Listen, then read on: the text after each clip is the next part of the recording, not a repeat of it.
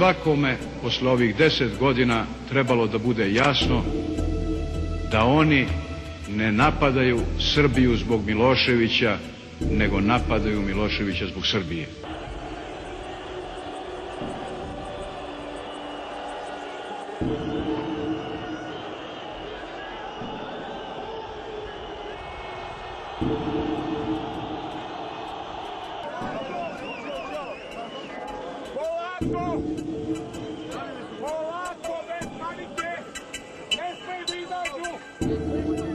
Šta je bio 5. oktobar? Da li je to bila revolucija? Da li je to bio puč? Da li je to bila promjena vlasti? Da li je to bila promjena režima? Šta se u stvari dogodilo?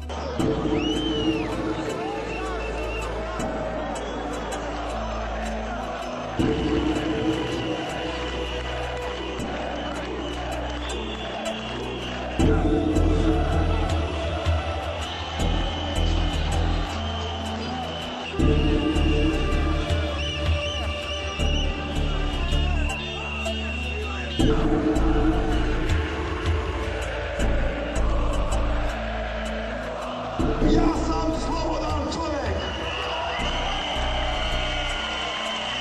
Zamislite u jednoj Košnici da se organizuju izbori za predsjednika Košnice. I onda se seti Trut. 10 godina je spavao u toploj Košnici. Mudar je, nikom se nije zamerio, krila nije pokvasio i odlučio da se kandiduje. Svi ga vole, a što da ga ne vole kad je Trut? I krenuo po Srbiji da ugovara Čale Radilice, mrzovoljan, podgojen, ljut, uvređen, ništa mu ne valja, ne rade dovoljno. Te Čale Radilice ima krug primedbe. Njega da pitaju, radili bi još više. Srećom nikoga ne pita, ali da ga pitaju.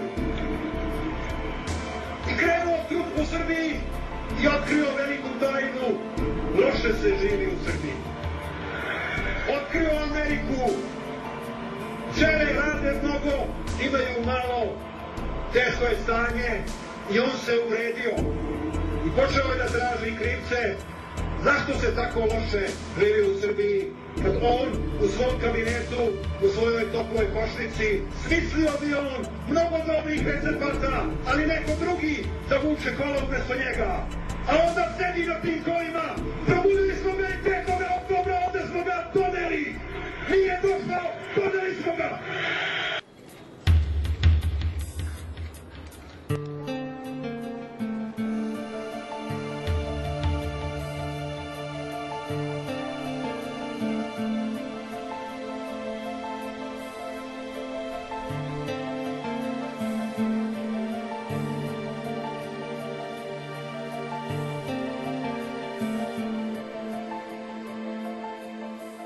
Mislim da u stvari energija koja je bila potrebna za promjenu se okupila tek onog trenutka kad više ljudi nisu mogli da planiraju svoj život.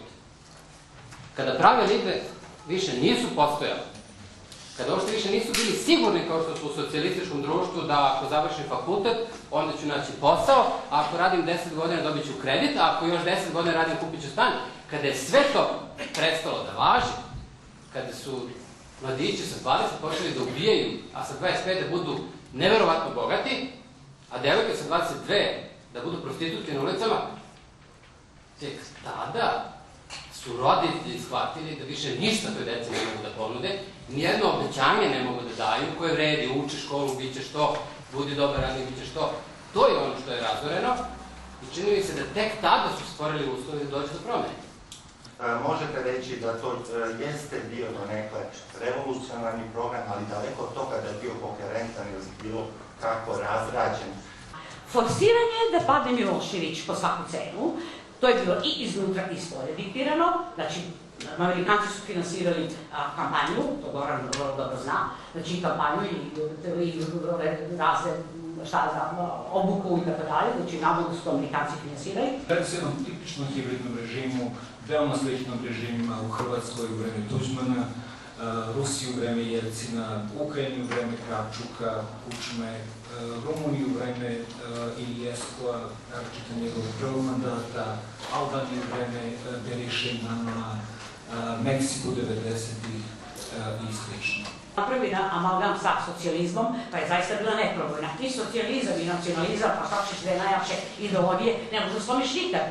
Ako znači iz ovog ugla uporedne analize savremenih političkih režima pogledamo režim u Srbiji 90-ih godina, vidjet ćemo da se radi o jednom hibridnom tipu režima koji se u literaturi često naziva takmičarskim autoritarizmom.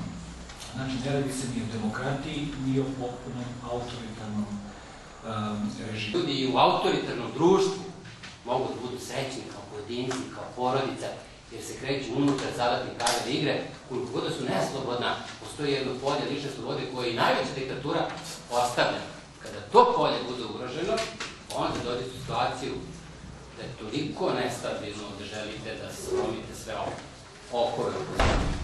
Prva faza revolucije, znači srušili smo diktatora, on je pao na ulici, znači sve je preuzeto, sada čekamo taj konstitutivni proboj, odnosno da li će se dogoditi konstitucija, drugim rečima, da li će biti utemeljenje, da li će se pojaviti novi ustav. Oni su čekali, na kraju su rekli da se ništa ne događa, nikakvog proboja nije bilo, pravno i institucionalno gledano, nikad se ništa nije dogodilo. Tako da u stvari kad gledamo sad unazad i ove što su očekivali, pa što će sad da se desi, ništa se zaista nije dogodilo. Sam lično uvređen kad neko kaže da se radi o svađama u DOS-u, o ličnom sukobu Koštunić i Đinđić. Ne, uopšte se ne radi ni o ličnom sukobu, ni o netrpeljivosti, ni o nesposobnosti. Dve osobe koje su 20 godina radile pod istim krogom su društvenih nauka da ne mogu da se dogovore.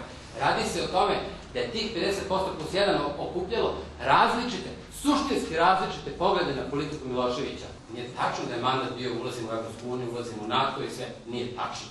Mandat je bio mnogo kompleksniji, mnogo mešovitiji. To je bila zaista sublimacija različitih izvora nezadovoljstava jednom politikom i do danas mi u stvari nemamo podršku i nemamo nacionalni konsenzus za ulazak u Evropsku uniju koliko god da ja i mnogi drugi tvrdimo imamo 2/3. Imamo 2/3.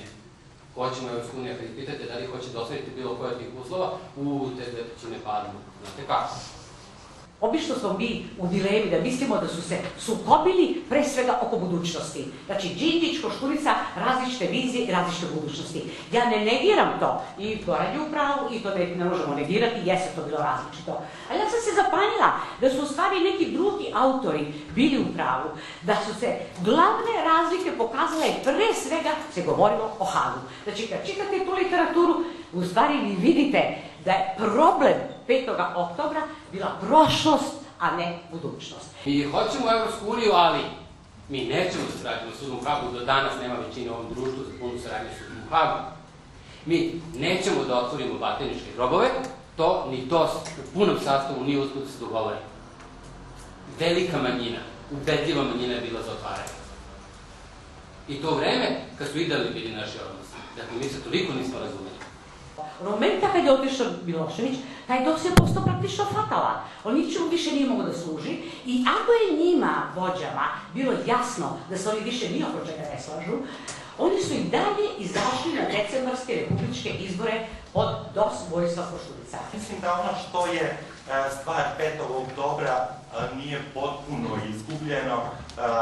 Pitanje je da li će se to razviti ili ne. Ja smatram da se ta borba za interpretaciju 5. oktobra pretvorila u neku vrstu građanskog rata i da se završila ubistvo Zorana Đinđića.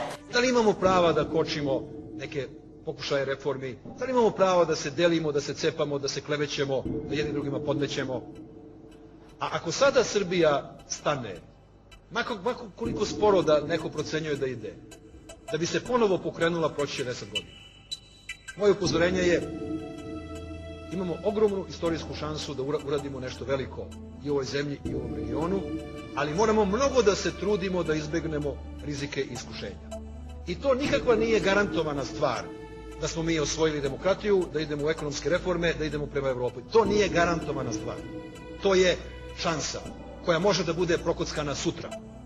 I da padnemo nazad kao Rumunija i da 10 narednih godina se natrgamo i da posle tih 10 godina možda i mi imamo neku komičnu vladu koja će ponovo da kaže hoćemo u Evropu posle izgubljenih 10 godina.